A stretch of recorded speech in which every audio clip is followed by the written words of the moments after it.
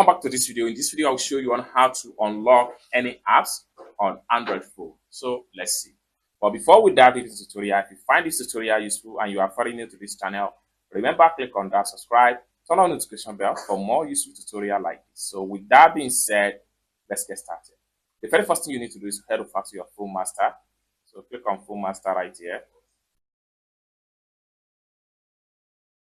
Just like so. Next thing you need to do is simply go to privacy protection. So click on that. It's open up like so. Next thing you need to do is to simply click on app lock. Enter your lock pattern.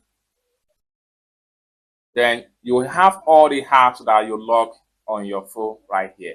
Now for you to unlock any app, what you need to do is to simply turn off this button. So what I'm going to do is to simply turn this off, and I'm going to turn this off. It's as simple as that. So you can turn off as many as possible apps that you want to unlock on Android phone. So I hope you really got value for this video. If you find this video useful, give this video a big like, and also remember to subscribe to the channel for more useful tutorial like this. Thank you so much for watching, and I hope to see you in my next video. Bye for now.